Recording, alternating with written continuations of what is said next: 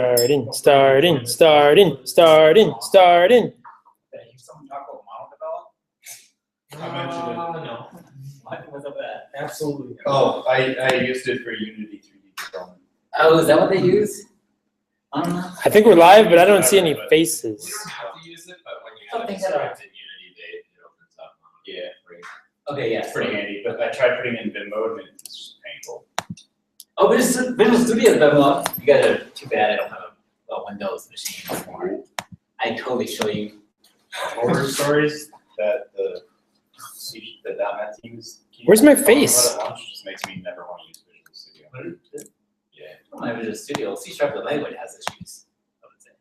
Well, maybe that's why they're having issues. I mean, it's not bad. I mean, it's not Perl, right? Come on. Yeah. Right? To do what we do in unit tests in C#. Yeah. I mean, Jonathan based. I don't know if you were. Can anyone check if my face is on, Ryan? Your face. Jonathan Baser was talking about how they have to structure all their mock objects and whatnot. Oh my god. I'm just like, that's ridiculous. You- That's so much work. You'd be amazed. Should not be that Everything difficult to you write do, unit just tests. knock out your, yeah, it's just like, There. it's just like, 500 lines of code later, I can finally write a unit test. Yeah. It's just the logo at the moment. Why Like, don't? maybe there's a better way to do it. I haven't figured it out yet. Yeah, this is. Why did my invite disappear? Revoke playing. Did I really? No way. No, I don't know. Can you join, Ryan? Yeah, this is you at the moment. Why is it doing that? Is that a separate app or is that? No, it's. Perhaps. Did you watch? No. Anybody? No, wait. Oh, Actually, I don't have. I don't have Postgres. I don't know why my face isn't showing my face.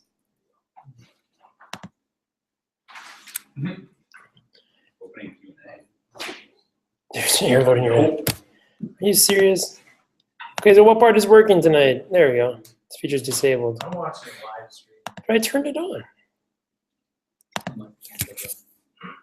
This is. I've never seen this not show my face before. I don't know why this is not. Is the computer blocking like access to the camera or something for whatever reason? Snacks. I don't know. Can you see my? Can you see my terminal now?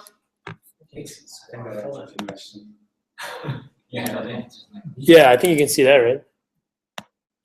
But can you join the? Can you join the air on air hangout? Yeah, you'd have to join the other one. I thought I invited you. Oh, is that how we're doing it? Right. Because if you join the broadcast, it'll be like, it's like 30 seconds behind. Oh, Brian's been commenting many times saying, "Come on." Okay.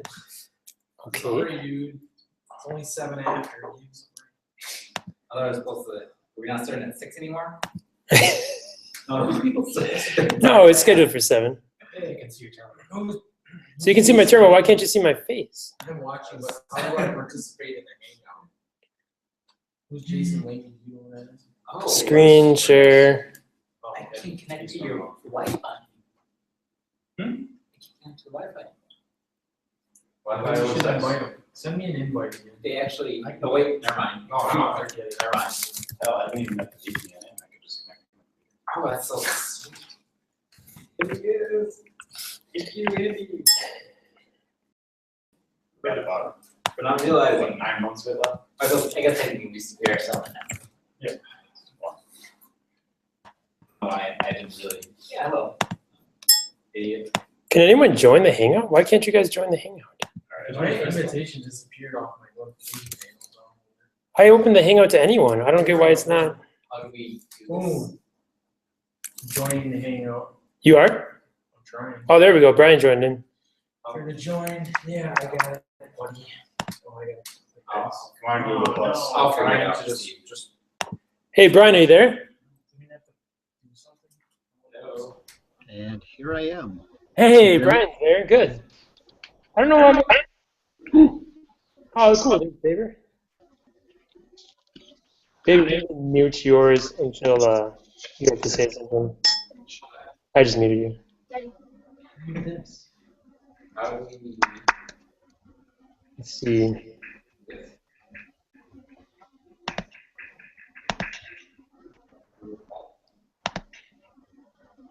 Yep, I'm here. All right. Wait, who was that? Absolutely. I don't know why. My camera's not doing anything.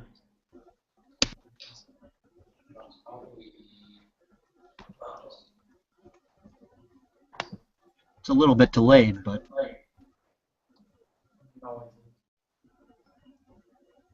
How do I get my, well, I guess we don't need my face. I can just show my screen. Did you guys join?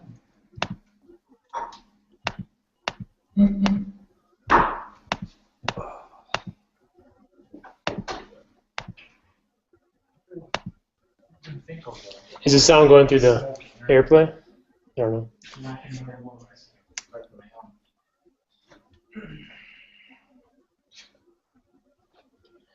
Brian and Jason are texting something.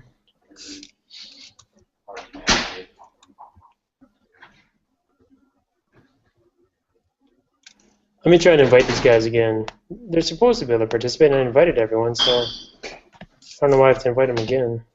I would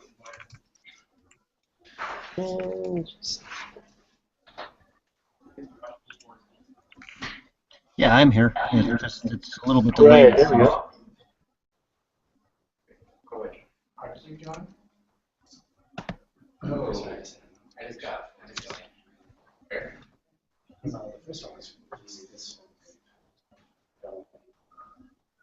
All right, I invited a couple more people. Let's see if they can join. Oh. I guess so. I thought I invited everyone before this. If I just do, that's what I thought I did. Yeah. Right, that's what's so weird about it. Unable to invite public or extended circles. Ooh. It looks like it's set up to be able to.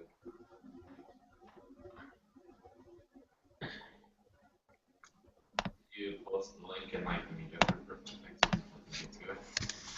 I'll post that one too, just in case it's different.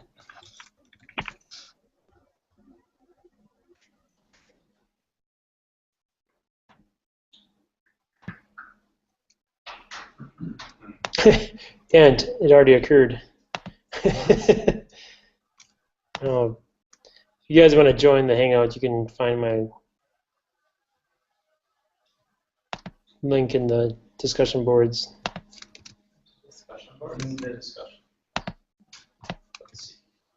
There. Discussion. Success. On here. Which one? This big one. Ooh, clock sound.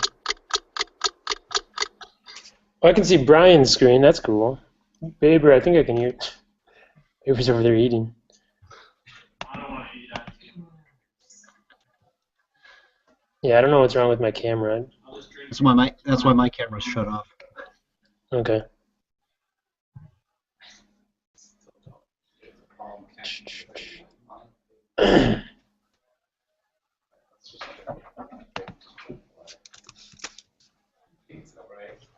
You would think. All right, I thought I had this all set up, and I invited everyone individually, but apparently that's not. Like I Working, clicked right? on a reminder that I got on Movie Plus, and it took me to the page, but not one that I could join. Really? It's very strange. Ah. Unless I screwed something up when I started it, but all I did was click start, and then it said go. All right. Yeah, I was able to get into it. Let's just get started and see what happens. So, yeah, what I just want to do is kind of let people show off which editors they like to use, see if anyone wanted to showcase any editors that they don't use but they think are kind of interesting. Really, it's just kind of a free discussion on anything related to, I guess, text editing, but maybe a focus on Perl would be nice. So I think I'll go ahead and try and start this thing off with a quick demo of Eclipse and a little plugin for Eclipse called Epic. So let's see if I can screen share this up. You guys can see this. Let's do this.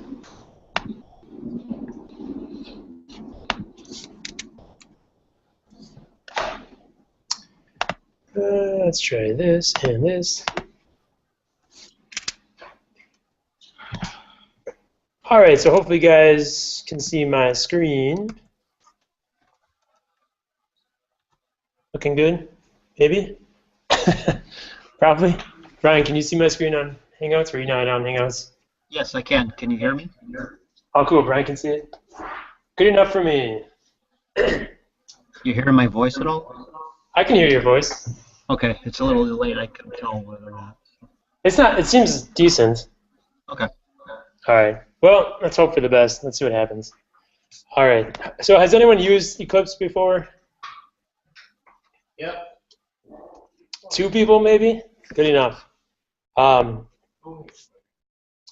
So, from what I know, Eclipse. I don't know a whole lot about the origins of Eclipse, but it's a giant Java application that can do a whole lot of stuff. It's a really rather large application. It has all sorts of different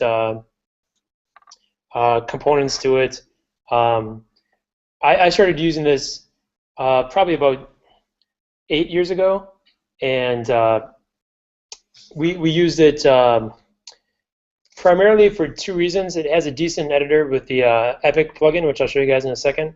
And then it also has a pretty decent SVN version control plugin, which at the time I was using SVN for version control. And what I'm going to show you actually is Git. There's a Git plugin for it that does similar things. But what's kind of cool is that they've kind of normalized the version control stuff, and so they have a lot of tools for seeing diffs and tracking changes. But so some of the things I like about Eclipse are it's very flexible in its layout.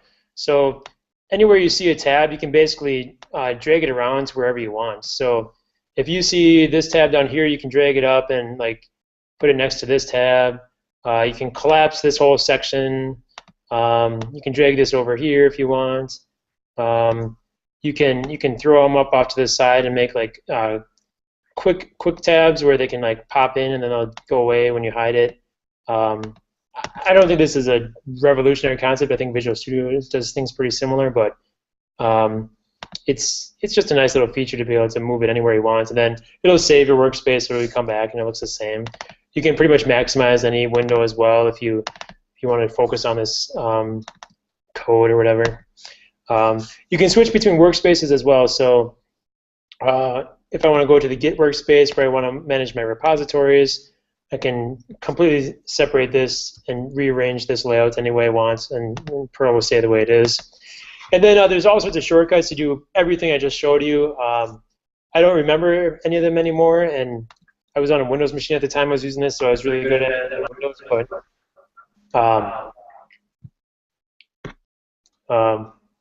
is there an echo?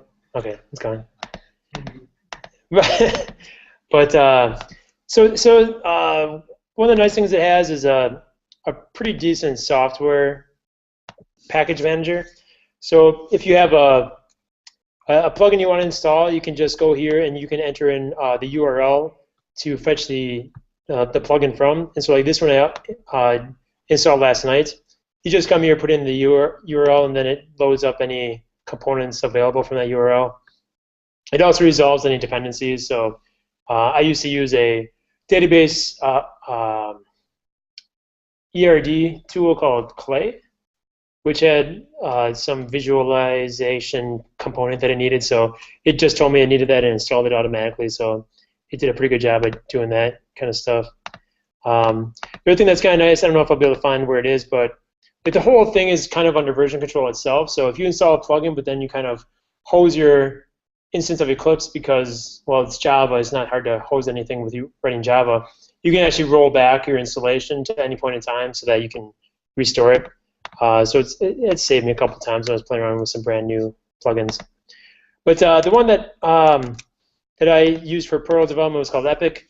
It has some nice features like this project I made. Is, Eclipse has this idea of projects for managing your code, and now it has a Perl nature. And so with this Perl nature, I can do things like say which include paths I want to, what I want to add to my INC array. When I run code, I can tell it what the settings are for running that code, and you can manage some buttons to execute the code up here at the top. If you want to set up maybe different versions of Perl, you could set up different buttons to run different versions. Here I just ran this file and it output the results down at the bottom in the console. So it's a nice quick way to get the results down here. You don't have to leave the editor. And the other nice thing is that it does like real-time syntax checking, not just highlighting. So if I screw up some code, like as simple without an E doesn't exist. So then it gives me an error message saying, uh-oh, that's not right, so I can't locate that. And so that'll remember that error not just when the file is open, but if I close this file, it's going to stay as an error there. And so what I set down here for the problems is that I want to show me problems based on my selection. So I can either say show me all errors, or if I just go on show by selection, then if I open this file, there aren't any problems here, so it's going to be empty down here. But if I open this file, this one, now it's going to refresh the problems list to just filter to those that are it's context aware of which file has problems. I believe there's also shortcuts you can jump between errors that exist, so you can jump around and make it easy to find problems. It can also run Perl Critic. So if you have Perl Critic set up, you can have it show any warnings, and then it'll show down here because it shows errors and warnings. It has a built-in command to format the code. I think it's like Shift-Control-F or something, and it'll format the code with Perl Tidy. And another nice thing I really liked was always the local history and the version control tool. So this is just I cloned log_any, the Perl module. I cloned the Git repo, and so if we look in here, I can check out the history and see the changes that have been done here. So it's a nice little visualization tool to show these changes. I have it set to compare mode. So if I double click on this guy, let's see, if I open these two guys, I can say compare with each other. And so then you can pick any two versions of a file, and then here's going to bring up this nice little diff tool to show the changes. So that's always kind of nice. If I have this file open, I can also do things like show me a previous commit down at the bottom here. I can double click on this one, and then now it's going to compare my current version to the one I clicked on. So it's an easy way to show previous changes. And then the other nice thing with the history is that you can get local history. So if I go in here and say show local history, these are all the changes that just automatically were saved under history, local history, so that if I want to go back in time to any changes I made, and this is completely separate from Git and SVN or anything else, I can go back here and just kind of take a look at, what changed here. I don't have compare mode on, but what changes was I making back at this point in time, and that saved me in the past too if I've accidentally deleted something and I wanted it back. I get local history, and so that all comes for free from Eclipse. I've been using that phrase a lot at work. It comes for free. And then it has all sorts of, the Git tools are awful if you're used to the command line tool, but if you want to use a GUI to manage your Git stuff, you can do that here. So there's also some other sweet tools with debugging. There is a whole debugging workspace you can open up. I won't get into that right now, but you can actually step through your code. You can set watch points inside of the Epic here and check out your code and see how it changes. And so it's actually a pretty nice interface to the Perl debugger. if you guys are really interested, I could show you that kind of stuff later if you want to. But in the interest of time, I think I'll just kind of see if anyone has any questions or comments or yeah. Oh, Yes, got a question? I have a question. Anyone else?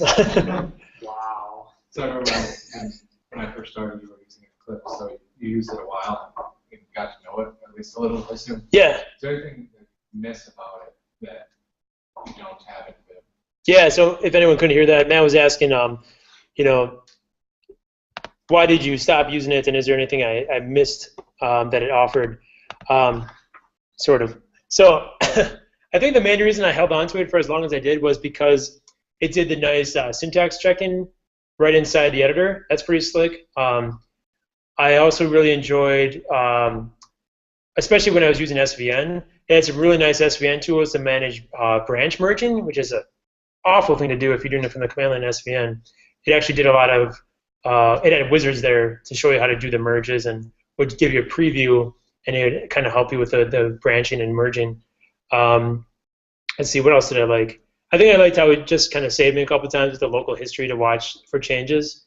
And it just had a million shortcuts. If you go into somewhere under like help something settings, key assist, I mean there's just billions and billions of shortcuts, and I love shortcuts. So like quick access, there's a shortcut to open this. I can't remember what it is, but you type in any command by name, it'll find it for you, and then you can just execute it. So you don't have to remember the shortcut if you just type it in by name. So there's that option too. Let's see, what else did I like? I did also like using, there was that graphical ERD tool. I like that as well, and that was only available within Eclipse. And then there's been a ton of other plugins for Eclipse as well. Like, have any of you heard of Aptana? Aptana is a web editor that did a really good job of JavaScript IntelliSense. And so you could actually like say, I'm using jQuery, and then it would show you all sorts of cool stuff. Like, like if you guys are familiar with Visual Studio, like a lot of methods you try to autocomplete in Visual Studio would show like pop-up documentation on like what the parameters are and what they mean. Well, it's still that same concept, which was already available because Eclipse was a pro Java editor, and it could do the same kind of stuff. Well, they hooked into all that functionality to expose the parameters to all these jQuery and UXT.js, or you name it. Those, like if you guys remember Scriptaculous, all these other JavaScript libraries, they could expose all their documentation as well inside the editor, and so you could have all that IntelliSense right there.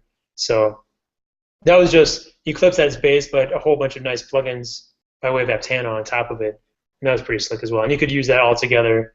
So I could switch between Perl and Aptana and all those different plugins without leaving my editor. So there's a lot of good things I liked about it, but it also, I didn't like how memory intensive it was. It took a ton of memory to run Java. It would often crash because it either ran out of memory or was dumb. Yeah, it took a long time to start sometimes, depending on how many plugins you had or how much it was trying to restore from last time. But yeah, I used it for quite a while. I was pretty happy with it. Then the other thing that I finally realized, so one thing that was holding me back was like all the visual stuff that Eclipse added, like the syntax checking and stuff. But then people started showing me, well, you can do the exact same stuff in Vim, and it was true. There's really nothing that I couldn't do in Vim that Eclipse had, and so that kind of sealed the deal for me. I hate slow, unresponsive things, so Eclipse just wasn't right for me because if it took more than a second to do something, I wouldn't want to have to put up with that. So I love Vim now because it's so responsive and there's really a plugin to do just about anything. So cool. These use NetBeans. I don't know if that's based on Eclipse. It's a Java editor. I don't know if it's any of the same code base. I don't think it is. I thought that was the. I think it's different code. it's different code, but it's like supposed to mimic Eclipse, I think. Just be like an alternative to it. So yeah, I used NetBeans for a while too. And frankly, switching between the two, I barely ever noticed a difference. But I don't think it's the same code base. Gotcha. All right. Well, why don't we let's let Brian give his presentation on Emacs. I know he's got some slides prepared and stuff. So, Brian, are you there?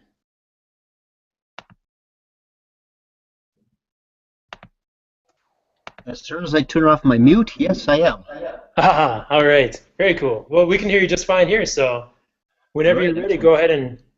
So are you seeing my screens right now? Yeah. All right, excellent.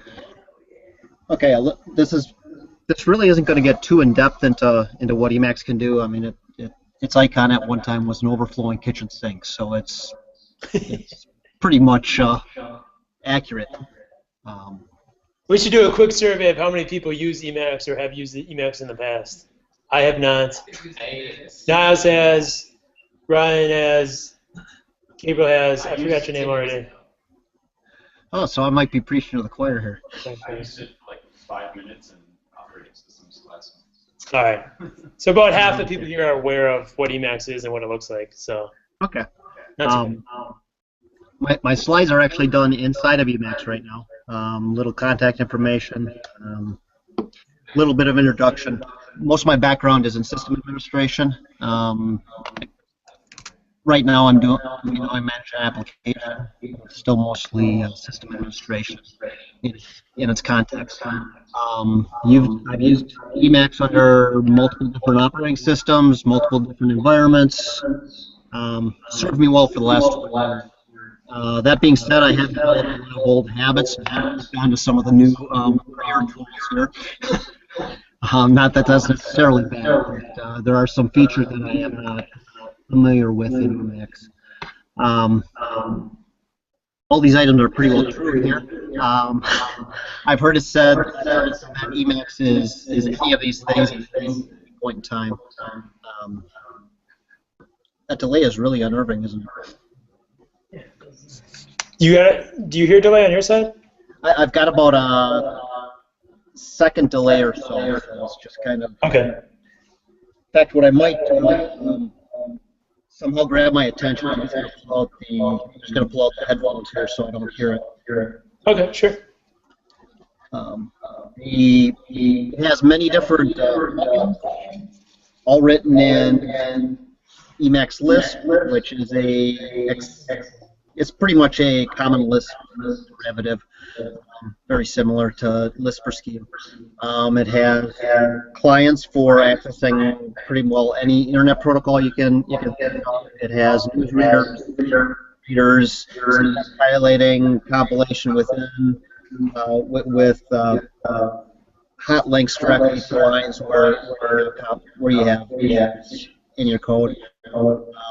You're able to integrate with other systems through, basically because it's a full-featured programming language underneath the hood.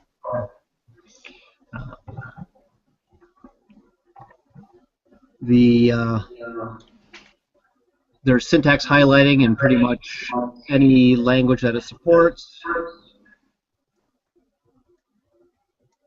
I just picked a few samples here.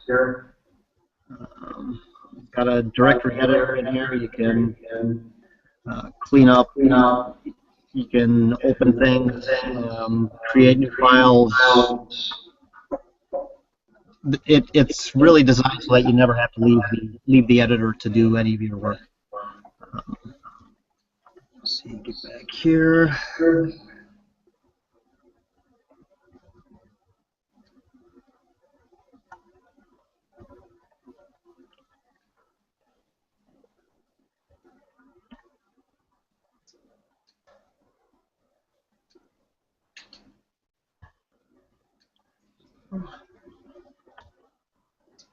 It has support for C tags, syntax highlighting, as you can see, spell checking.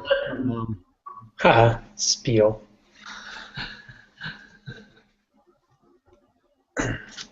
And I've got it read only, of course.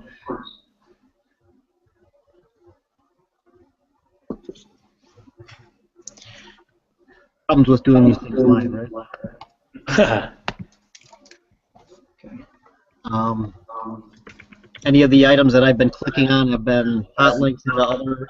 Some of them have been hot links to code. Some have been hot links into actually executing Emacs macros or functions behind the scenes. You can actually link to email messages. I have it. a system called org mode within Emacs that organizes all of my lists, my tickets, my mail log, and it stores it in that. I'm able to wrap Git around it for archival purposes and just tracking my work through the day. Can execute shell if you really need to get down to it.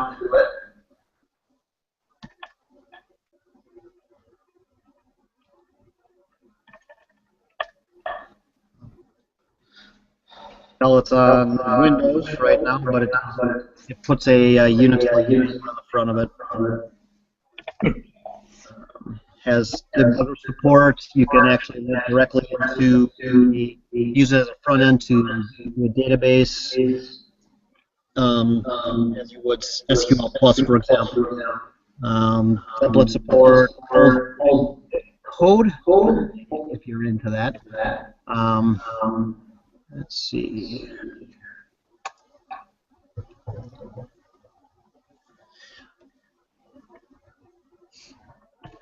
Let's see if this works. All right. No, the same way that as long as I have my path to Perl set up correctly, move this around for the demo a little bit, so I broke a couple of things. If you have your path to Perl set up correctly, you actually get highlighting on any of your error messages.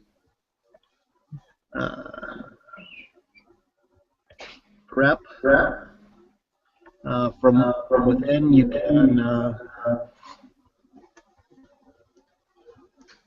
can search for things in files. Right now, I've got a repository underneath here. Grep and use, and it tells me everywhere that use is in this repository. So if I click on that, it'll take me directly to the line that it's in. Git support.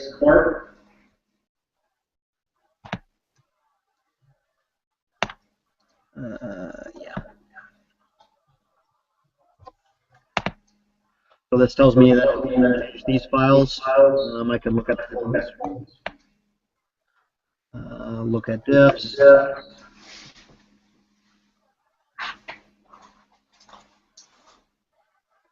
Nice. You can do side-by-side comparisons. I always say that an editor is just a tool. The one that's best for your hand is the one that you tend to use. Most of the modern have a lot of the same features, functions, extension points. So it's pretty much, to me, whatever you're most comfortable with. There's a package that I've been playing with called ECB. It sets up your Windows something along the lines of what you were looking for in Eclipse. You have. Let's see if I can launch it here.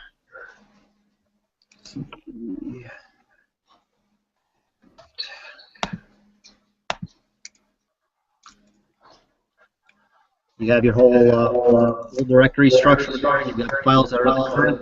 You've got the files in the current directory over here, the structure of the file that you have, and that's context sensitive. So you can see what the structure of a C program is, a Perl script, a shell program, hot documentation, an HTML file, so on and so forth.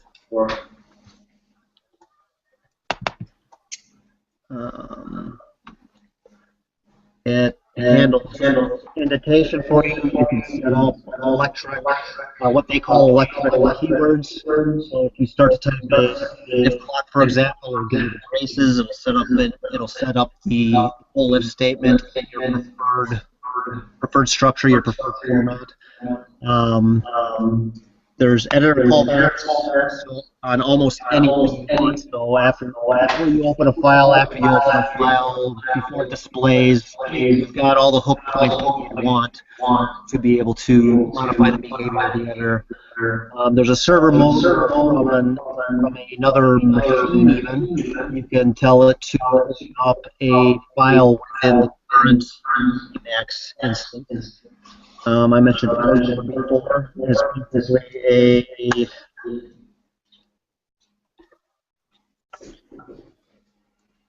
org mode is essentially a outline on steroids. Different features on much of it driven by those hooks that I was mentioning before. Say I'm done with this. I can mark it as being done. Archive it off to a file later, so it's not cluttering your environment.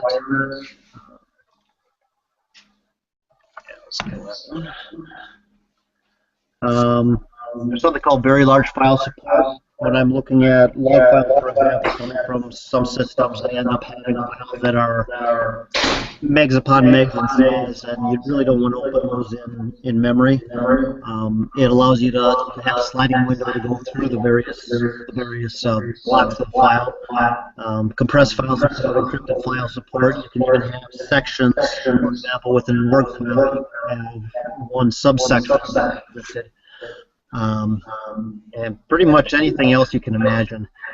There's a library structure called ELPA. There's a few different repositories, but it's basically CPAN for Emacs, which is a pretty powerful function, as we know, being from Perl. And then I've got a few other resources here if anyone's interested. This site here, the Sacha Chua, she is very, not enough storage, of course. That web link there is an individual that blogs about how she uses Emacs in many other areas of her life, and it is very, very interesting. Some of the tips and tricks that she comes up with. Emacs Wiki is kind of like it's the main wiki for Emacs. You can get Emacs for any platform pretty much at that GNU.org site, and elpa.gnu.org is the main one of the main ELPA repositories. That's about all I have. Anyone have any questions on Emacs? Cool, thanks a lot, Brian. Anyone got any questions?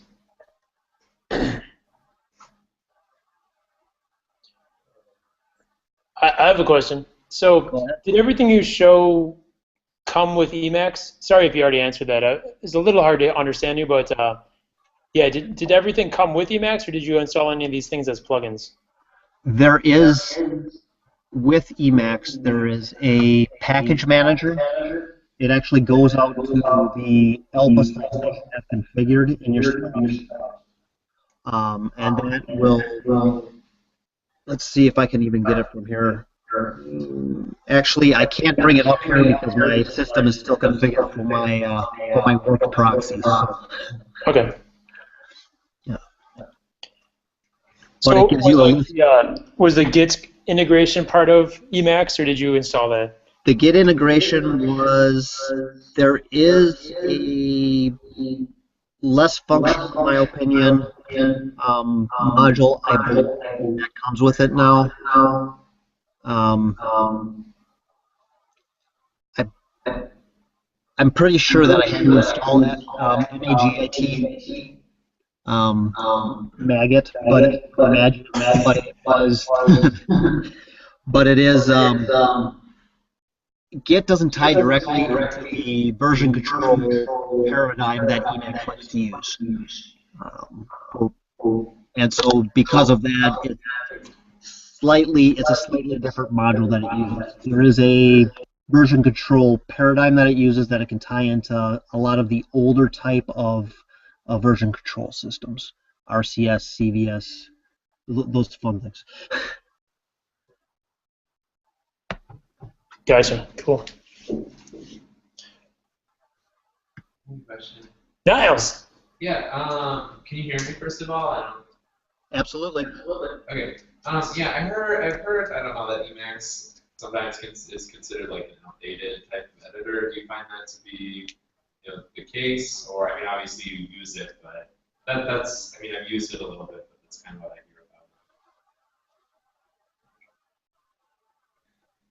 about I don't know that I quite know the question there. it. Just, I haven't used Emacs that much. I've looked at it a little bit, but whenever I hear somebody talk about it or read something about it, I tend to hear that, it's kind of an outdated editor. I mean, obviously you use it, so maybe you don't find that to be the case, but I'm just wondering, why people might say that or anything if you happen to. I don't know, maybe that's not a thing people say. Yeah, could you hear him? He's asking, do you think Emacs is an outdated editor? Why or why not? Go. You have 2 minutes. Is it an outdated editor? Possibly. I like to keep my hands on the keyboard for the most part. I don't like to use the mouse too much. Because of that, VI. I also use VI quite a bit, but that's just because I had to know it for being a sysadmin. At the point in time that I started picking this up, 20-some years ago, Emacs was much more powerful than VI at that point in time. And old habits die hard, so that's about the only reason I can say I use it is because I'm used to it. It fits well. Yeah, it makes sense.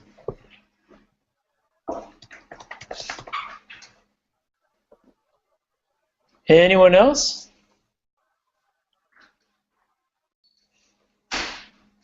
All right, sorry, I wish we had a way to show people's faces. And I don't know why my face isn't showing still either. But I'm not going to restart this thing because I think everything will break if I close this. So, cool. Thanks so much, Brian. Really appreciate you taking the time to do that. I see Dan's and Gabriel's, and nice doodles, Dan. I should use Gabriel's computer. Let's see my face. Let's see. What next? So, anyone else want to share something before we move on to something else that I had in mind? Crickets. I could show a little bit about how to simulate brackets. Yeah. It'd be pretty quick. Can you get in on the Hangout? Yeah, I was trying here. I saw like the live thing where it was like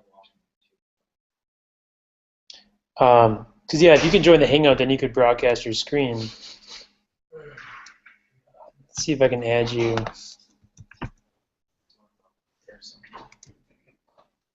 What's your last name again?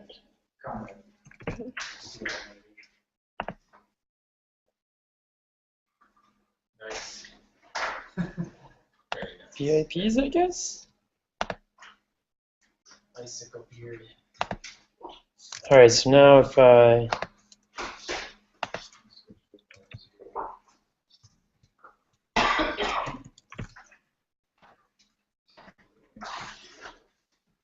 All right, see if we can get in.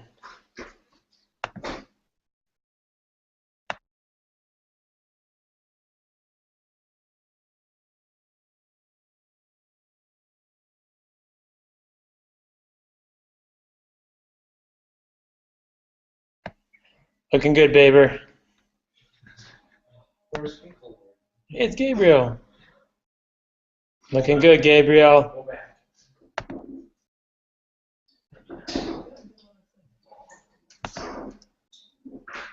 Can I put something on your face? Remote desktop.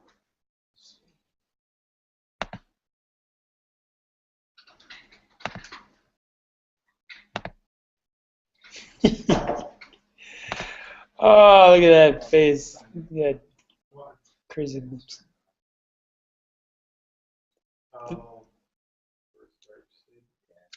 Think it's gonna work? Maybe not.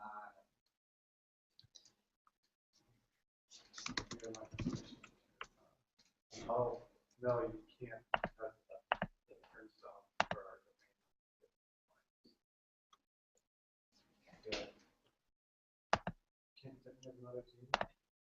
I do. All right. So once you join the Hangout, then we can switch over to you. All right. I'll try and share my screen.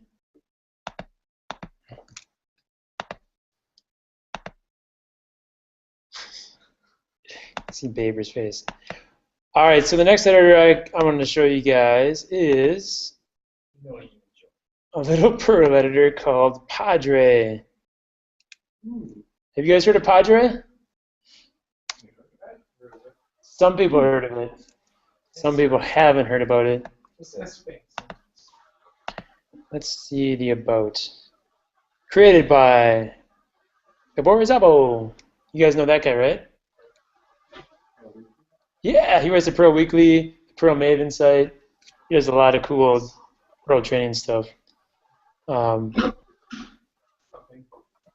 So he also distributed this by way of a nice little distribution he made called, I think it's called Do What I Mean, TWIM Perl. Yes. Brian can confirm, right? Yep. Awesome. So it's Perl 5.14, I think, with a whole bunch of nice modules pre-installed with it. Let me see if I can find it real quick just to kind of pretend like I know what I'm talking about. So Padre is the website. Here we go. So if you go to this website, you can either get it with all your favorite package managers, or if you have it on Windows, you can download DWIM Perl, which comes with Strawberry Perl, Padre, Moose, some database stuff, Dancer, Plaque, some other great stuff. And so literally all you have to do is download this, double-click the installer, it extracts it all, and you are up and running in no time on Windows. So if you're a Windows developer and you want to do some Perl, this is a great way to get started. So you install it. It even puts a little icon in your start menu for starting it up. And it's a pretty slick little application, completely written in Perl, and it's visual by way of WX widgets. I don't know if anyone has any experience with WX widgets. I can pull up the website because I don't have a good explanation of how they work, but it's a nice cross-platform way to write GUIs. Anyone have any more information than that? That'd be great to take over and explain that, but I can give you guys some examples and some screenshots. Apparently Audacity is written in WX widgets, so everyone knows how nice Audacity is, and I believe it's still cross-platform. And It's like the paint. yeah, right. What else there is? So there's a few different things there. So yeah, if you really love Perl and you want to do some GUI stuff, check it out. Okay, I never really got into Padre. I think I was an early adopter that just kind of got frustrated because it didn't quite do everything that I wanted, but it's got a lot of cool features with it. I'm not going to do it justice by trying to show some of these things, so let me try and hit on the things I do know it offers. It does have some project management stuff, so you can lay out your project, a lot like most editors that have the ability to save a project. It has a nice little plugin manager, so you can come here and it'll find any plugins that you have installed in your system. So you don't need an installation system. You can just run a cpan to install something. The people who are listening remotely are tired of seeing paper graffiti and would rather see your screen, Steve. I thought I was broadcasting now. No! Wow, that's kind of lame. Paper. Sorry, guys. But it says I'm screen sharing and presenting to everyone. Was I not doing that a second ago? My bad. Am I still screen sharing? I just stopped. All right, let's try this again. All right. You watching along at home, Gabriel? You've been watching the whole time. Is it Gabriel's face or my screen? You weren't watching. It's one of these tabs. Oops, I just lost screen. Okay, it's my screen. All right, thanks, Brian. Someone's paying attention. So, yeah, if you need to install a plugin with Padre, you can just simply go into your favorite. Thought there was a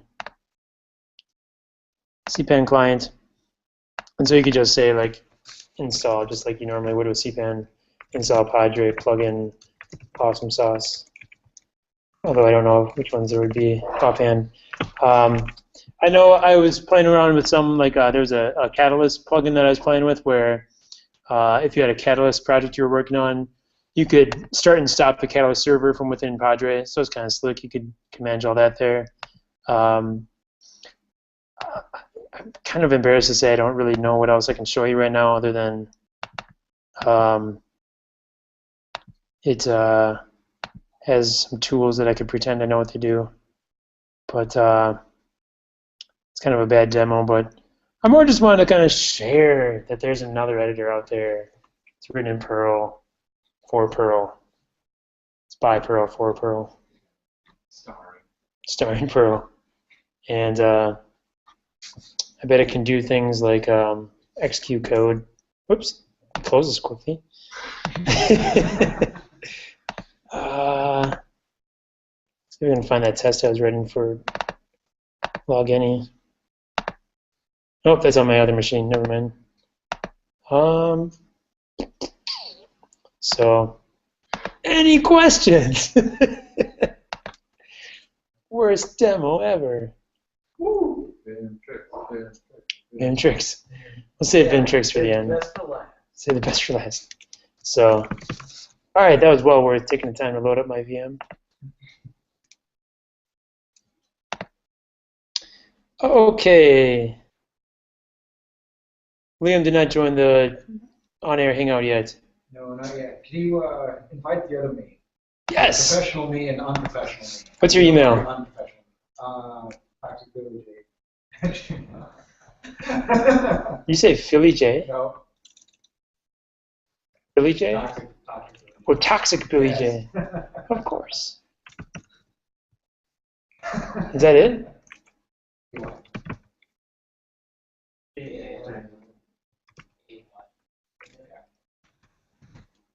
There it is. There's one. Yeah.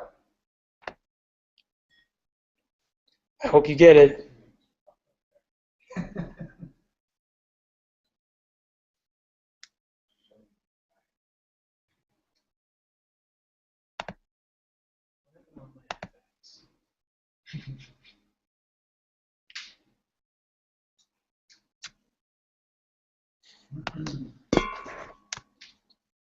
Change his logo.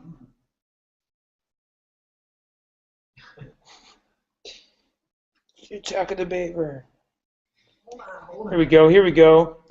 Oh, that's Ryan.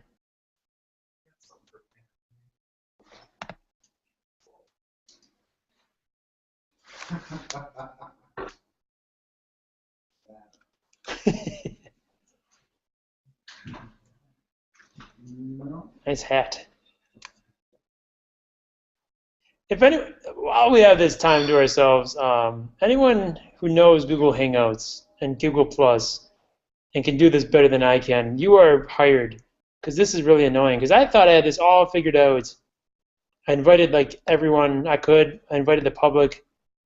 I didn't try to exclude anyone. I changed every setting I could see to say let anyone join. And then no one could join at first when I started.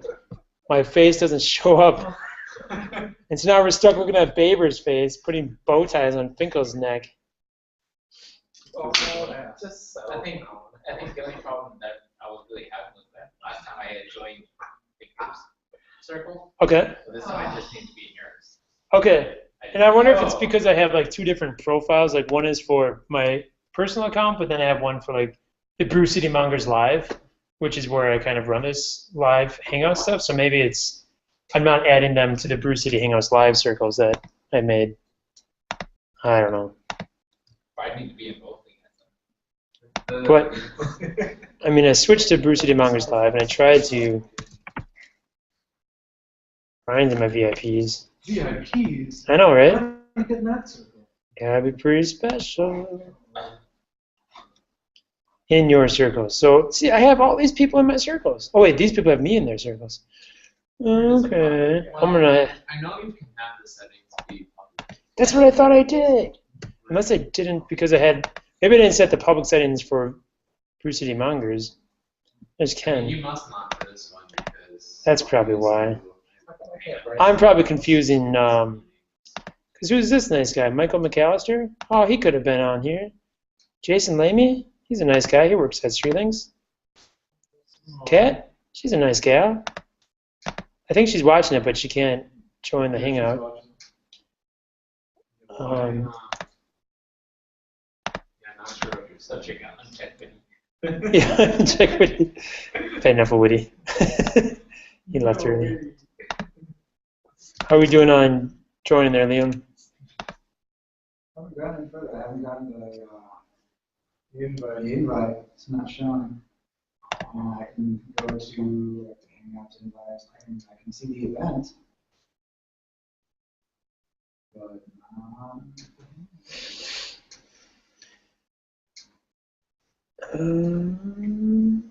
You should recheck your settings.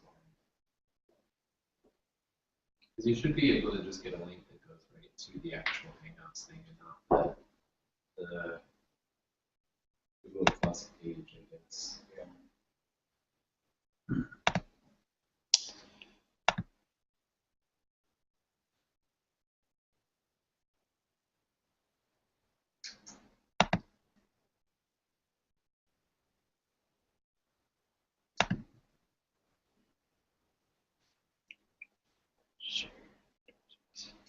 Who can hang out with you?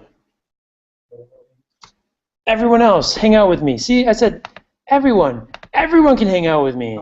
you are very friendly. Yeah. Oh, it's so annoying. Who can send you notifications? Anyone. Is there maybe settings for this? Oh, Google, you're fired. Google, you didn't do exactly what I wanted on the first try. You're fired. It used to happen. That you actually got a job at Google. Who got a job at Google? Other than, Hey man, I have questions and answers. I don't know, he was on last year. He got a job. I'm going to join the Hangout by joining the Hangout that I already started. I think the internet's going to go down soon. Hold on, guys. Yeah, we're breaking all. That might affect it.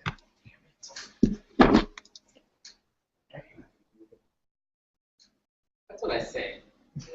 Go. Kat, I see your message. I did send you an invite, so I don't know if you can get on or not.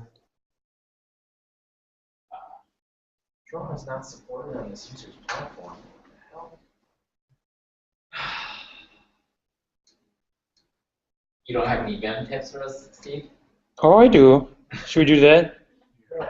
Do you guys want to do the Vim tips, or should I do them? Gosh. All right, let's see what I can do. It's not going to be amazing.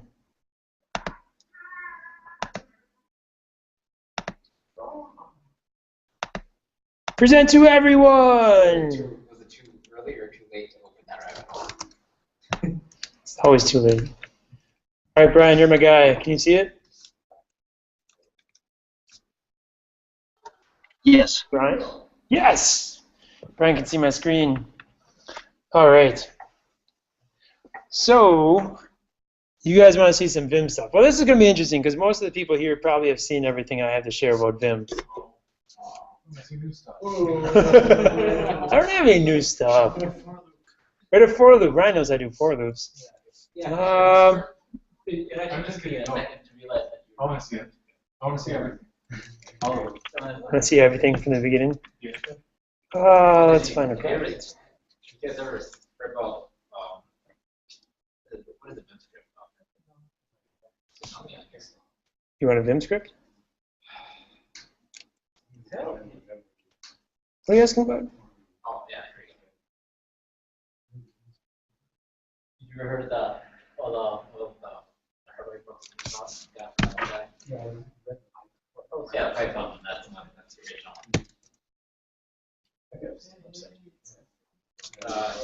Yeah, it's kind of like a format. I think he licensed the format. What's zero? The hardware thing. Awesome. Steve, What's it? I think it's still on paper. How's it still on paper? I just. I am the master. It says present to everyone. Like when. How do I not know this? All right, it doesn't present it to everyone. All right, well, I don't know what this is, but let's try it out. Okay, so some things I like about Vim by Steve Nolte. All right, number one. So one thing that I like about Vim is the well, geez, sorry, this is just really hard because I'm not sure what you guys have seen before and what you haven't seen. So let's start at the bottom. Nervous. I was really hoping you guys had more to share, so I didn't have to. I can't get my stuff to work, sorry. Oh, that's cool. I was going to show up a SQL editor, but apparently I don't have access to my work machine from here. Sounds like an The issue. reason it's on. I doubt it. I'm getting denied. All right. Well, let's look at some of this stuff. So here we see at the bottom a bar at the bottom. This is called Powerline, and so Powerline is a nice plugin for Vim that gives you all sorts of sweet information. This is pretty much out of the box the features it provides. So one thing it does is like when I'm in normal mode, it stays green. When I'm in insert mode, it turns blue, and when I'm in visual mode, it turns orangish, grayish. So it's a nice way to see what's going on there. Here I'm in a Git repo, so it shows I'm on the master branch. Next to it's the name of the file. And then on the right side are some more cool things like it's Unix line endings. It's UTF-8 encoded. It's a Perl file, which is important because if you have syntax highlighting or snippets that deal with a type of file, you want to make sure you got the right type of file. 20% shows how far through the file I am, and then the line count and column count. Pretty standard stuff on most editors. But while we're talking about plugins, let me show you one. That's just a paragraph symbol to show. It's just a character, I think that. What's on the all the way? Yeah, I think it's just a paragraph symbol to kind of separate the stuff here. No, that's all right. This plugin, again, it's called Powerline. They actually have a way to patch your fonts so that it can render some sweet Unicode characters that will make the bottom line really smooth. This is kind of like the save mode that kind of uses fancy characters, but not really. Yeah, I was going to talk about, there's a few different ways to install plugins with Vim. There's a plugin folder where you can just copy and paste a plugin and then it'll execute that plugin, but there's also a nice tool called Pathogen, which when you set up a bundle folder, you can do some really simple things like cloning a Git repo of that plugin, and then Pathogen will automatically load up the plugin from within that folder. So you can just then use Git and say Git pull to now update your plugin. So it's pretty easy. I mean that's one major area that Vim doesn't compare to other editors like Sublime and Eclipse, where they have a full-blown plugin manager. I could be totally missing something. There might be a plugin out there that does it a lot easier, but to the best of my knowledge, I haven't seen a Vim plugin manager that lets you like search for plugins and install them from like within your browser versus having to go to Vim scripts or something to find them. So what are some of the plugins I like to use? Because that's usually where the power comes in. ACK is nice. It's just a quick interface to searching your code and then displays the results on the bottom. Nerd Commenter, that's pretty cool. Nerd Commenter allows you to automatically use the same. You can use the same keystrokes to comment your code, but then it knows what type of syntax is required to comment your code, and will just automatically switch that. So if you're editing JavaScript, you use /stars. If you're in Perl, it'll use just pound signs everywhere. If you're in HTML, it'll use like the fancy bracket, bang, hyphen, hyphen, annoying bit of HTML to do all that kind of work in XML. So it's a nice way to make it easy to do all that. Syntastic, that's a nice little tool to help make it, help check your syntax in your code. Let's jump to snippets. Let me show you a demo of snippets because I think that's pretty slick. So if I have a file like zoo, well, let's make a new file. That's a little cleaner. t/foo.pl or something. So I have a snippet where if I type in Perl, or actually if I type in PL and then hit tab, it's just going to dump out that code. Again, that's nothing new to Vim, or not something new that Vim offers. Most editors do that, but it's a nice feature that if you don't have it, you should really find a way to add that to your editor. I know a lot of Sublime plugins are around that idea of like generate HTML really quickly by using snippets that expand into full HTML. Some more advanced ones are like I have one that's built for DBIS class. So if I hit, oops, I want DBIT. So let's start over with libdo schema results. Let's make one called favor. So with my snippet, now it's going to also execute some code to say, well, what's the name of my package? So then it's going to dump in zoo schema result Baber because based on the location of my file, it can resolve what the name of the package is. I'm going to drop that table so hard. But then it also did other nice things like it dumped in the lowercase version of the package name for the table, and I can tab through this to jump to the different parts. And now that I'm here, I could do something like dvic, which is another snippet, which will make a, whoops, I forgot to exit mode. dvic will then dump in a column, so it can be pretty slick to make a new column. You can do more columns, and in a short amount of time now I have some code to do stuff. So it's an example of snippets. That's pretty slick. I think more people would benefit from that if they took the time to set that up. How many people use something like snippets out of curiosity? One. I do. Maybe. 1.5. That's Ryan does. Ryan does too. Awesome. And Baber's clown face is doing it too. All right. What's another Vim plugin I love? I do like that tag bar. So let's open up something like user PM. So with tag bar, I have mine set up to hit F9, and then it shows me kind of a skeleton outline of the code. I updated the regexes so it could find packages and also moves classes that are extended. Also, if there's any moves attributes, like if I did has, which again, the snippet's going to dump in a moves attribute, has foo is read-only, is a string, has a default value of 1, whatnot. Now if I do F9, now it shows the attribute for foo, and so this allows me to, like if I'm way at the bottom here, I can then click on it and then it takes me right to that attribute. So again, this is kind of a cool example of, this is a pure text-based editor. You know, I can use it over SSH and it's easy to use in my terminal, but it still has all those kind of like windowing features that you would see in like Visual Studio or Eclipse, where you can pop open these new windows and then just jump over there. So again, that's kind of one of the things that really drew me into Vim. It's like, you know, I really can do just about anything those GUIs can do because of all the sweet plugins that are there. Perl's IntelliSense is kind of lacking at times, but there are some Perl modules that can do like tab completion on methods and stuff. I don't know if I have any currently installed to do that.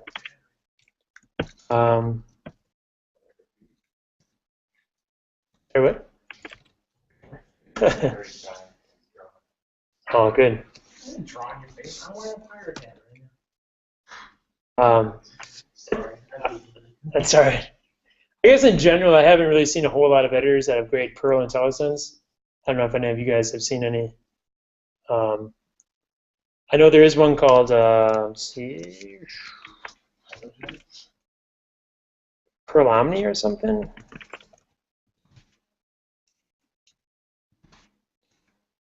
His pictures, there's some Vim nerd at home who's like, "You idiot! It's there's like 12 of them. They're all awesome except these."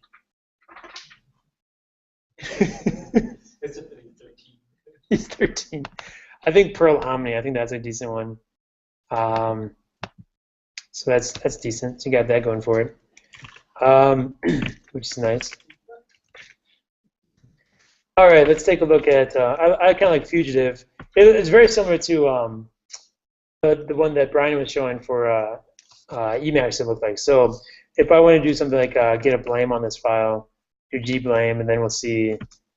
I can like adjust the spacing to show That's Fugitive. the authors. Yeah, Fugitive is doing that for me. So here I can say C for just aligning into the commit ID, D for the date, or A for the author. And then it's also nice because it scrolls with it, so as you move down, it's going to keep things in sync.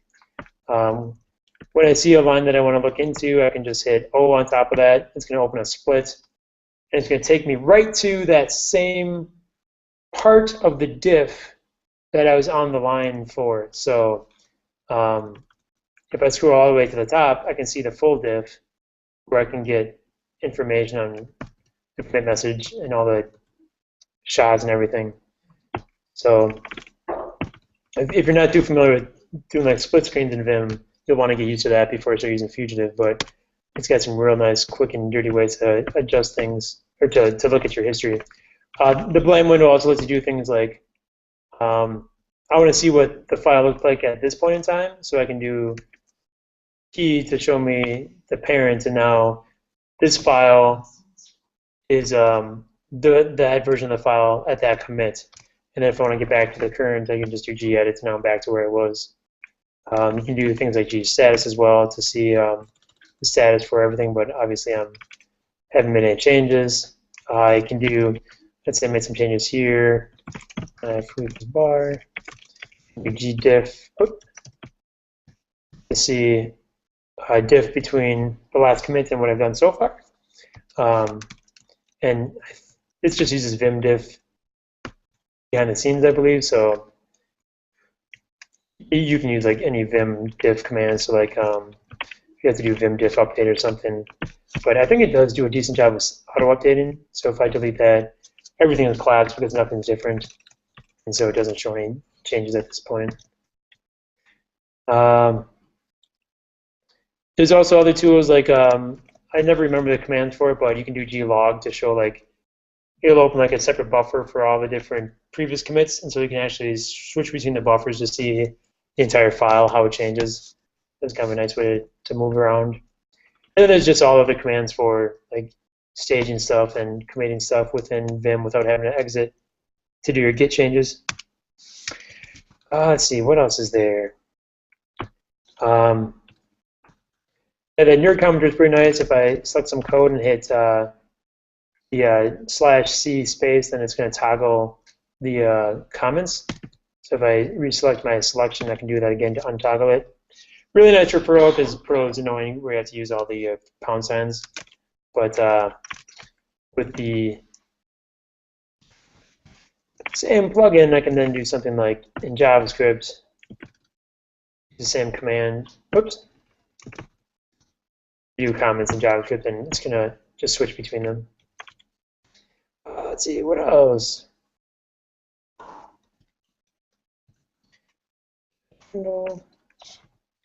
Fugitive, closure, meh. Tag bar fantastic. It's not the coolest thing in the world, but it's kind of neat to see like it's something like my foo equals something weird. Let's see, what would be a good error? How about, oh, I know, my foo equals bar if 1. So what should happen is it'll throw a Perl critic error. Yeah, and so here we see, well, no, it didn't.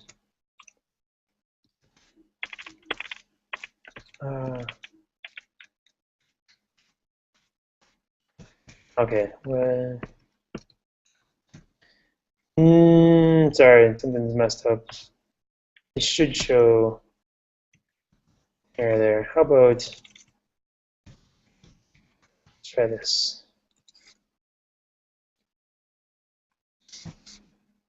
Here we go. There's an error. So print foo. So good. Another example of how I don't need a GUI to show syntax errors within my code. So this syntactic plugin, you can barely see it on the edge here in the projector room, but it has a red X next to it, and then when I hover over that line, it's going to say what the error is. So it's a nice little way to do some syntax checking right within your editor. So I just had that bound to a shortcut to run that check. Let's see.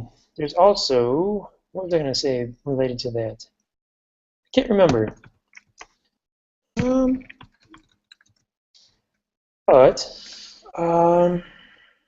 really want to give a demo of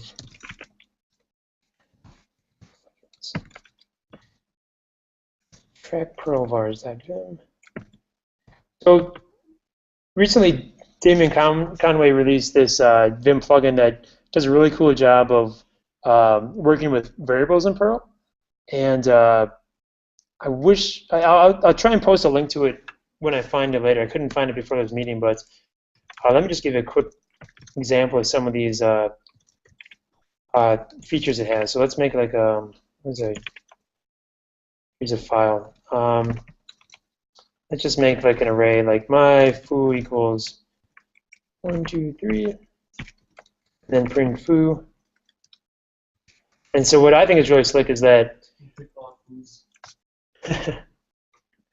so when I hover over foo, it's now going to show me all instances of foo that are the same variable, which is pretty impressive in Vim because what it's doing is matching not just on the name, it's matching on the sigil. So it's not just looking for foo. It knows the difference between an array in Perl with the @ sigil and the $ foo.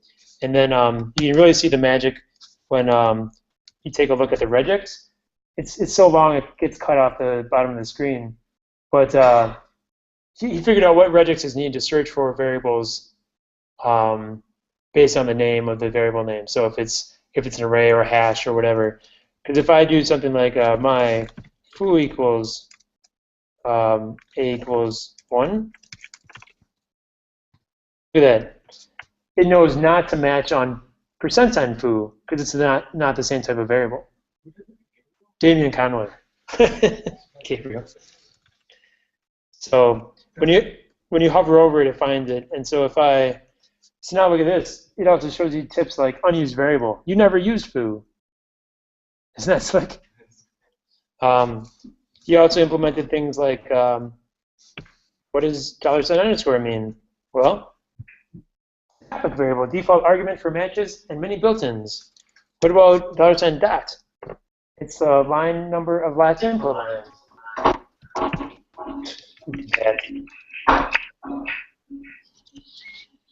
Get the echoes. Did you join now, Liam? Maybe that's it.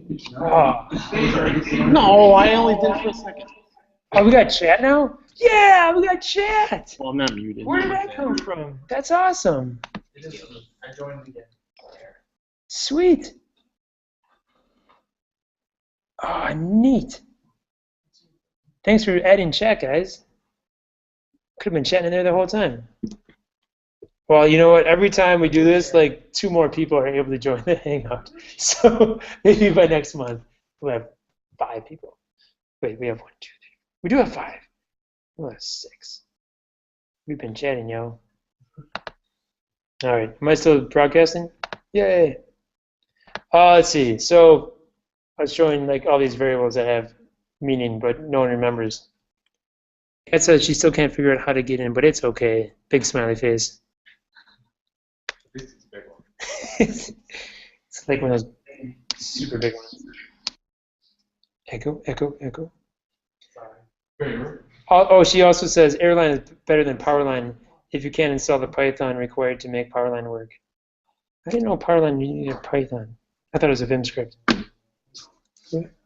It's Python? Gabe was like, yeah, oh yeah, it's lots of Python. Cool, thanks for letting me know, Kat. What happened? It could be never get called Oh, what? on IRC. Like, can you get in and fix the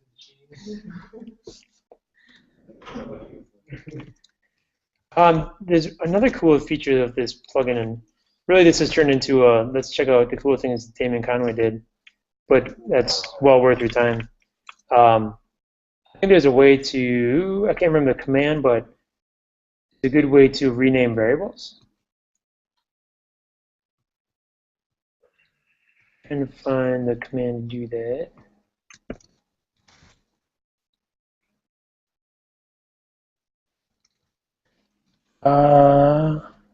Looks like CV, change variable. That makes sense. Okay, so CV and also GD and also GT. Okay, so what I think will happen is if I want to go to the definition of foo, I can do GT. You know, oh shoot, I already forgot what it was.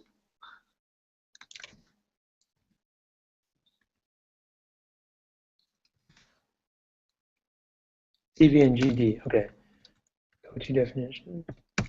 There it is, GD. So it took me back up to array foo. And if I do CV, it's going to say, what do you want to globally rename foo to? I want to name it Baber. And so watch what's going to happen. Boom. It didn't just rename the array, it renamed the array elements where it tried to extract it. Trying to remember the, I didn't know what to say. Sorry. Waiting for my brain to kick in. Come on, that was pretty impressive. I think you guys should say, whoa. Whoa. Shut up. Far out. Far out. I don't know. You guys are not easily impressed. Not enough beer. Do you use that? I do. I don't rename a lot of variables, but it's pretty impressive. Oh, okay, another plugin he wrote was this thing that allows you to move text around.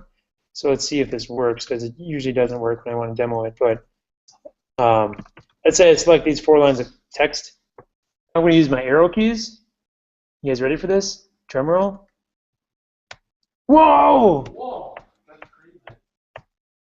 I'm moving all that text at the same time. That's so cool. Are you ready? Hold on to your seats. Ready? What? I'm moving it to the right, not just up and down. I think that's cool. And then you can do like what was it? I think you can do like, is it D? I thought there was a command to like clone it or something too. I don't know. But I thought that was a pretty cool plugin as well. It also works on, I think, block visualization mode. So if I select just this much, now I can move just that block of text over. And it rearranges all that text. So, yeah, Damon Conway is a pretty big Vim guru. But again, the reason I'm showing this is so you can realize, like, wow, that's kind of slick, because I've just turned my editor into something amazing without having to recompile and build my editor all over again. It's the power of plugins that can really bring your editor to life. So many plugins.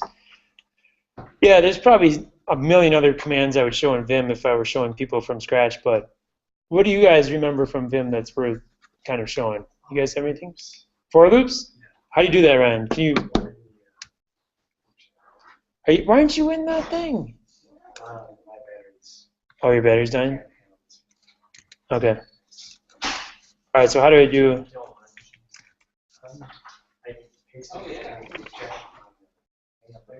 Oh, okay. I was just randomly going, I was doing wiki. Other than type in tips wiki, on there showing you a whole bunch of different stuff you can do. Whoa, look at that. So again, he did for I in range 1 to 10. Put that garbage in there and then end it. That's pretty slick. I like that.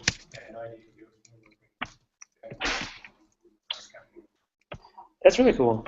What is the syntax? Is that Vim language? Yeah, I think that's Vim script is its own language, I believe. I posted a link. Vim script for babies. Where did you I post have them that? read. Where'd you post it? On the Google Hangout. I can post it under CP. Where are you going, Dingle? There you go. Thanks for coming, guys. Later.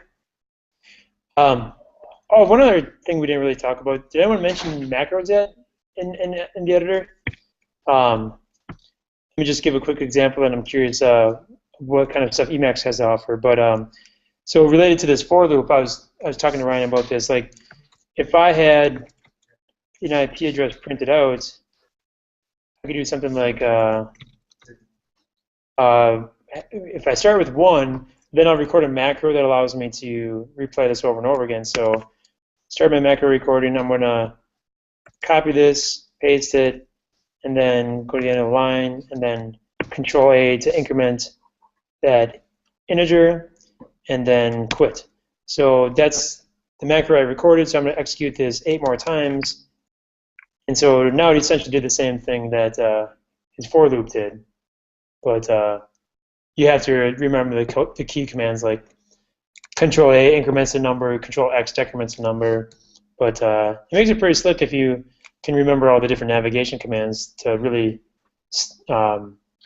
prepare all sorts of repetitive tasks. Brian, you still there? Does Emacs have anything similar to that? Yeah, Emacs has the full power of eLisp behind it. So you can do in Lisp. There is a record macro. Not quite sure how I do the increment on there. I'd have to dig into how to do the increment on there, but I'm sure it can be done. Okay. Cool. Yeah, Emacs, if you want to do a macro, to use your example, other than the increment, start recording macro, 22.168.0.1, return.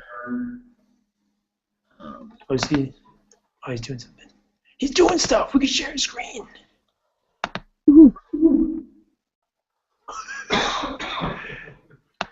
So, not, like I said, I can't get the, not quite sure how I do the increment right now, but there's definitely a macro function.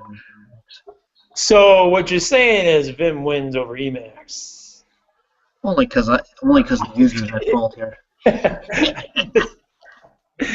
I'm just messing with you. Yep. It's like a holy war over Vim versus Emacs. No one will ever know. I don't think either are winning. Who is winning? No. A lot of deaths. What? There's a lot of deaths. And the holy WordPad. A certain front-end engineer I know that we may work with uses nano and we got the command line. That's right. He sure does. That's what Andy still uses. Really? Yeah. What? Serious? Yeah. Wow. Trying to think. What other editors I've seen people use? Jed. was Dave still using? He stopped using Jed. He uses Vim now, but he used to. Dave's not here, man. You know a lot of people that insist on using Notepad++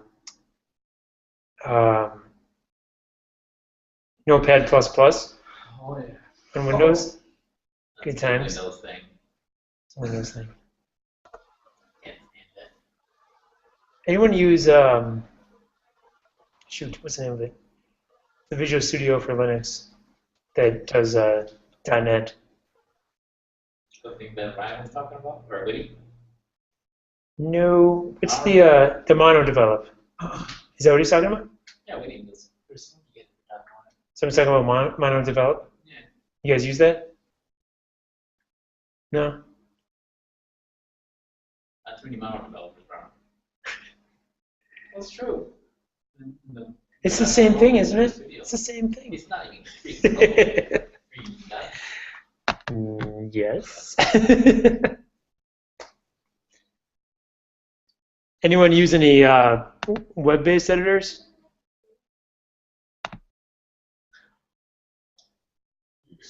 I do. You can find out for real now. Straw me. Cool.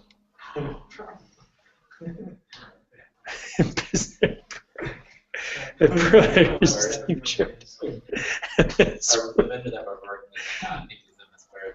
MS Word for sure. Can you do multiple? Oh, You can enable that.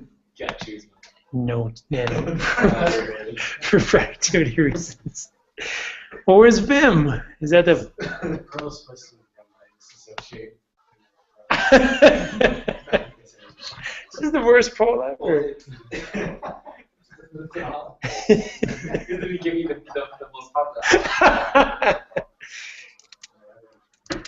You voted for nano. I voted for Kodos.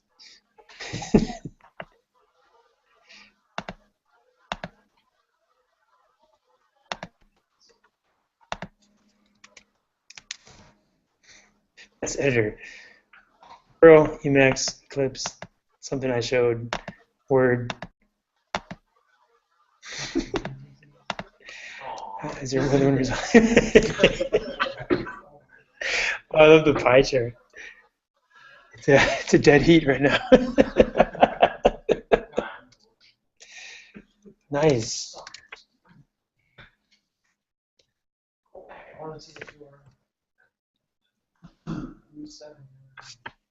7003/R. Any luck, Liam, enjoying it? No, I even started like pouring through the code on the page. Oh, you know what though? You Just hide things. I have Sublime Text if you want to just. Hey, you have Sublime. I have Sublime Text. There is. You want to show us a couple things with Sublime? Oh, I don't know, maybe. You have to come up to this chair. Let's see if I can't go anymore. Is it over?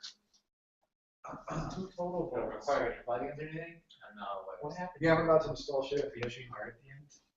Huh? If you have R at the end. Brian, can you still see our screen? Yes, I can. Yay! All right, Not anything. go nuts. All right. Well.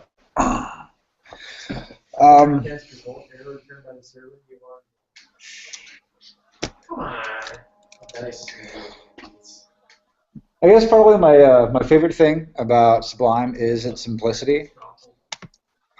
Definitely big into like VI. Like I the whole VI Emacs thing. I choose VI over Emacs because Emacs is sort of like one of those like it does it all sort of editors, and I don't know. I like something that's a little bit more simple. So largely distraction free.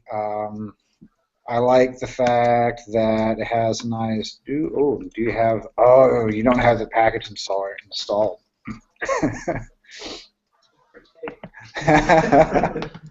Let's find it. I even remember how to do it.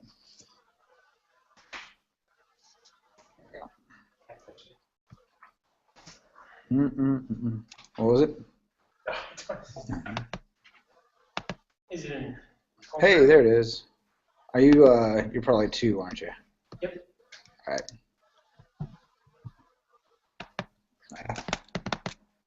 Oh, that's the installation.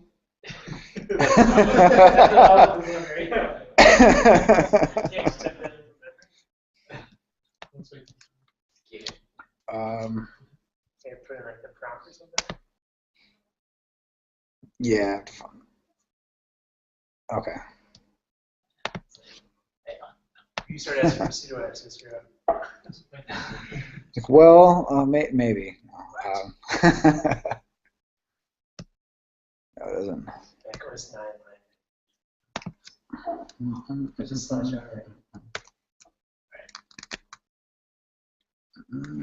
that right? Oh, there we Wasn't go. Mac OS 9 /R, Windows /R/N, and Linux is /N. I thought it was. Mac and the one. I bet OS 9 was just. Oh wait, where's your Oh. I thought it was the same as. where do you keep your apps?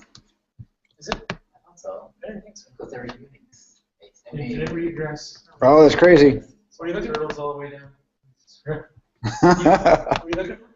Why does it always do that, Steve? What do you want? Sublime. Where's your Sublime? Oh, you maybe close it. Yeah, I did. Just Command space. bar. Oh. Is that what it is? Oh, hey, look at that. Yeah.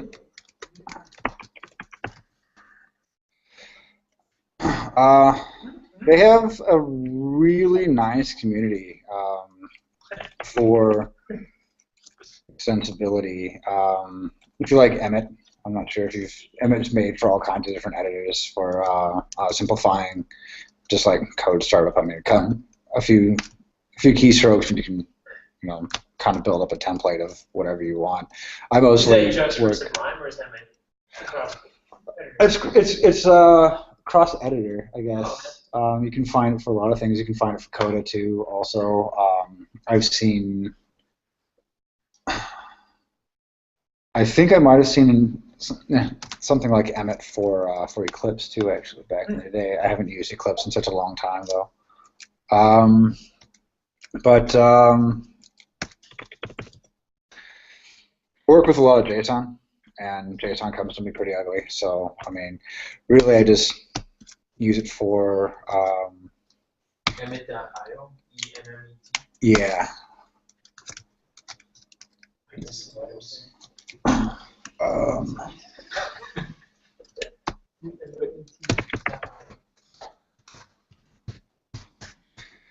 Nope. And I think this is going to be a horrible presentation. I wish I could log in on mine. I don't know, man. I don't know. I was digging the whole VI thing, man. That was great. Yeah. I like it. Just say if I was going to do it again, I think I did that. Yeah? Yeah. I'm too old now. You're never too old to switch. I used Emacs for a solid 6 months before I used them. And I never looked back. I could always use Viper by Emacs. What was that? Could always use Viper by Emacs if you want. Viper? Viper? Viper mode is a Vim. Oh, gotcha. VI Emacs one. Oh. Man. For those that can't quite read Emacs. I don't really know what to show you here, other than I don't have like any of my. What's up? Oh yeah, I installed that plugin really fast. Did it do anything yet? Oh, I haven't done anything. I need to make you some ugly JSON. Make some JSON. I'll make some JSON on You the need some fly. Perl to make some JSON? Okay, Yeah, some Perl. right. Let me generate some Perl. Yeah. Now search that Perl. Oh, and so what we're looking with. There we go. Everybody wants that. Did you do something special to go with it? Oh yeah, sorry. I did. Yeah. So if you need to quote something like. It's like an on-screen key press thing that you can put on the bottom of the screen. I should have installed that. So you can just double click it and single quote it or double quote it. I don't know. Nice, handy. Has it been plugging for that? I have to. Yep. Yeah, there's one that's like I think it's called surround, and so you can like insert single quotes, double quotes, brackets, parentheses. But then you can also change the surrounding items. So if it's when you change single to double quotes, you can just run a command to do that. Or you can also do some stuff with HTML, I believe, as well. But let's see. Oh, it's just J. My bad. All right, so we have some ugly JSON-ish. it's not that bad. No, it's not really like that. Should it? You can largely minimize things if you want. Again, front-end developer, so I like to make things very small when I can. So you can select whatever lines you want to and hit Command J, and it brings all your lines together. But say this is really large, and I kind of need to expand it out a little bit, and I can Defy, and there it is. Hooray! I can also go the other way with it. Hooray! Oh, you just press that. Yeah. It downloads so fast. It's the commands that are within Sublime is Command Shift P and gives you access to a lot. Of course, you can type things out. So if you want to install another package, then that's for the quick. You type in the command line. You want to work with that. Right. And then I like a lot of people else? like that. Is it just Command P that will open up a file browser? I don't remember what the Command P is. It might be that. That's always Been a kinda while. cool. It's like a fuzzy match on file names. Yeah. So you can find files really fast. Being able to find and replace with regex is always really nice. Use that a lot. I think that's kind of the standard thing these days, though. I don't know. Another bit that I like here, and it seems really odd that I would like this, but I mean, I kind of get this really zoomed out version of my file. So like if I'm working in a file that has like maybe like 8,000, 9,000 lines of code, and I mean I can memorize like where things are based on certain patterns and how the lines are, so I can scroll through there very quickly and get to what I need. Likewise, on really large files, one of the things like I don't know how well it handles with some of the other editors. I know in Coda, one of the big reasons why I tend not to use that is because I do tend to use some work in some very, very large files, and with syntax highlighting on it, it really gets really slow and bogged down. And with Sublime Text, I've never had an issue. I've had files open. I had a SQL insert file that I had dumped from a database that I was migrating between web hosts, and that thing was probably somewhere around 700, 800 megs in size, and it handled the syntax highlighting of that no problem. You know, it's just something that I always have on. I don't know.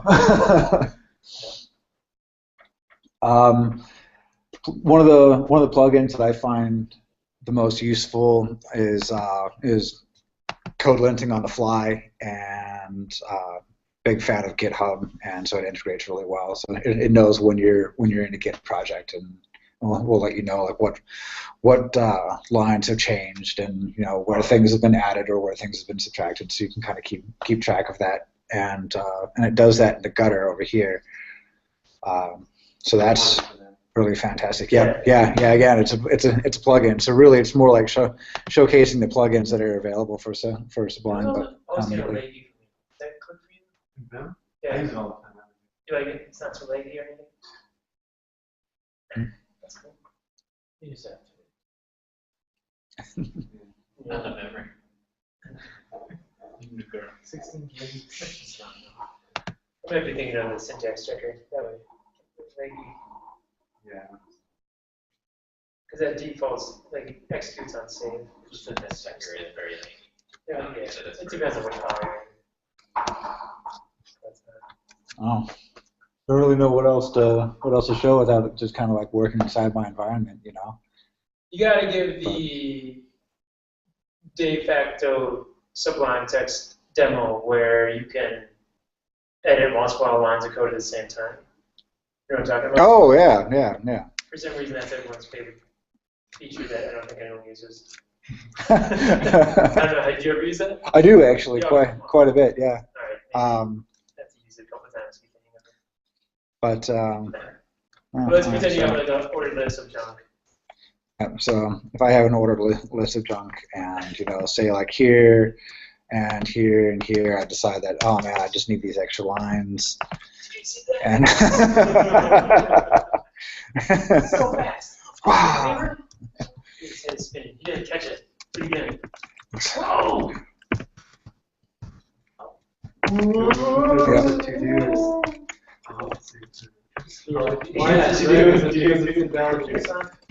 In Perl terms, he probably Four cartridges. Is he like kind of parsing? Is that where it's bred? Or Yeah. It's letting me know that like, hey, this JSON isn't right. Yeah. What do you use that for? Oh, the multiple lines. What's the use case? I don't have it here, so I don't think it that way. So I'm wondering what. I mean, it's got to be something. On the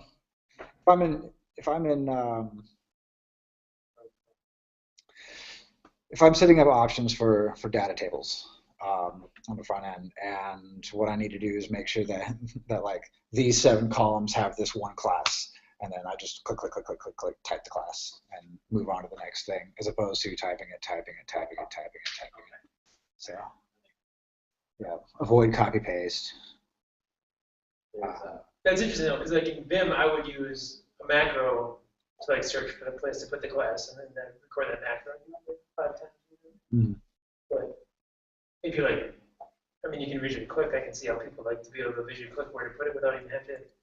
Because sometimes it takes me a while to think about, all right, what exactly, like the navigation commands I have to run in Vim to do that. So yeah, you know, it's that being nice and quick and easy.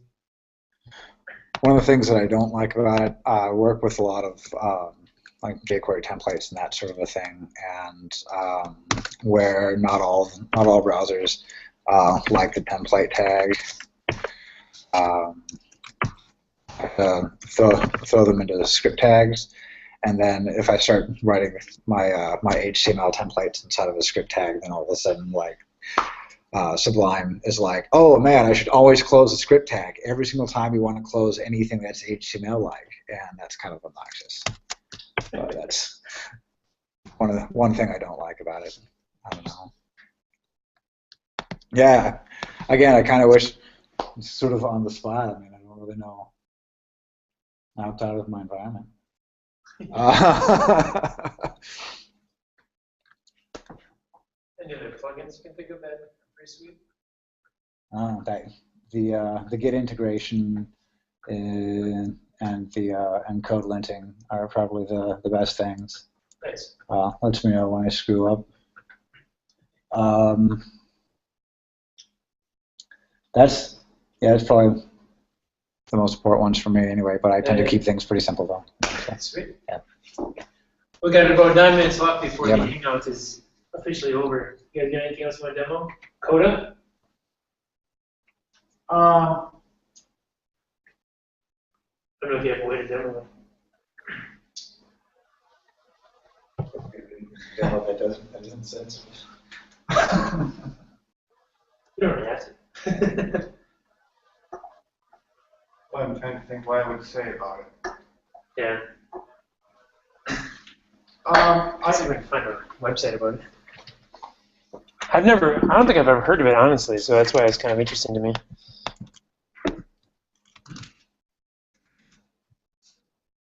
Yeah, their website will probably do a better job presenting it than I could on the spot.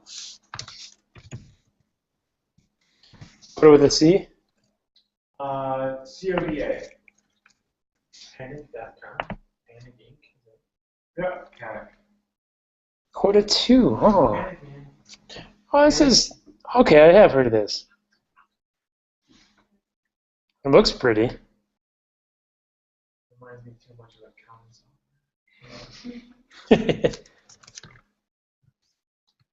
Got like plugins and what is Coda? It's beautiful.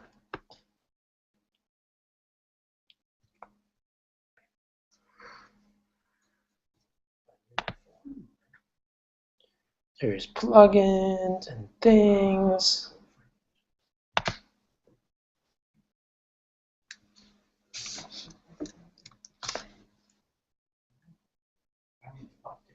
It's not on there. I didn't see it. Yeah, you can download it right there. Oh, really? Yeah. Oh. Yeah. I can't even do this.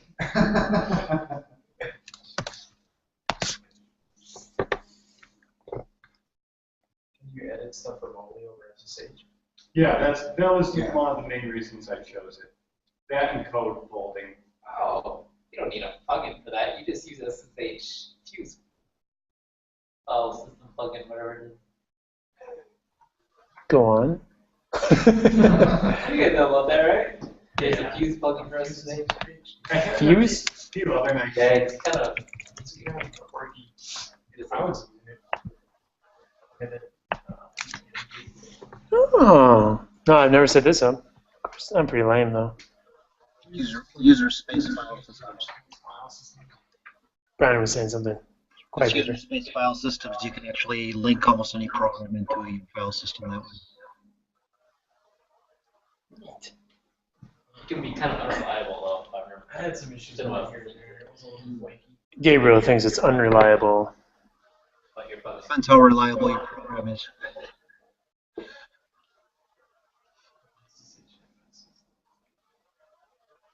Emacs uses something called tramp for the same type of functionality.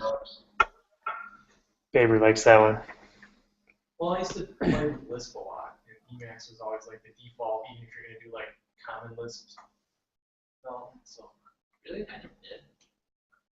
And, well, there's some plugins too. I think I went in that direction eventually.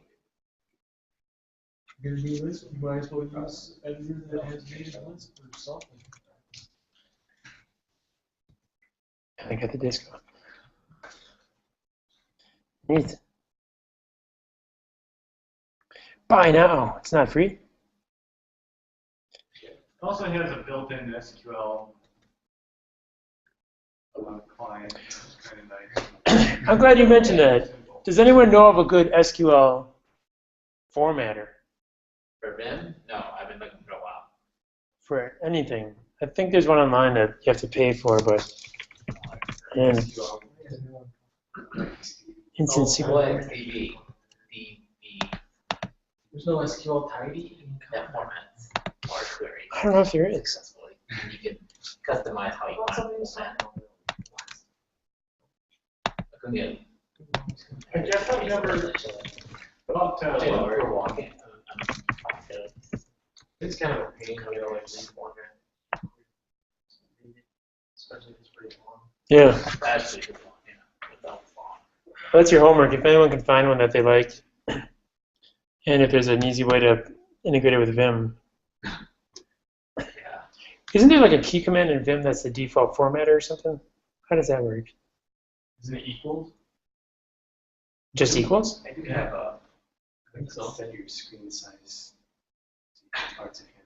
That's Control W then equal. Well, I think it's equal. Just equal? I think so. You're right though. I think Control W then equal will resize your splits to be the same size. I don't know. Format a code block. And tips. All right. Well, I'm going to try and end this here because we're almost out of time. It looks like most people have left. But just quick shout out. Thanks to Core Visa for again sponsoring our space and providing pizza and drinks and the convenient location and parking that makes it all easy. So it's really nice hosting it here. As far as I know, they're still hiring people of different shapes and sizes. So if you know a programming language, they probably need to hire you. Python, JavaScript, and maybe Perl, but those could be meh, probably not. Not when Finkel's around. Oh, I'm sure we have. Next time, what is up next time for the Milwaukee area mongers? What's up? Sure, we'll discover it. Milwaukee Perl mongers. Next month is going to be deployment. Oh, I'm looking forward to this because I don't know how to do this.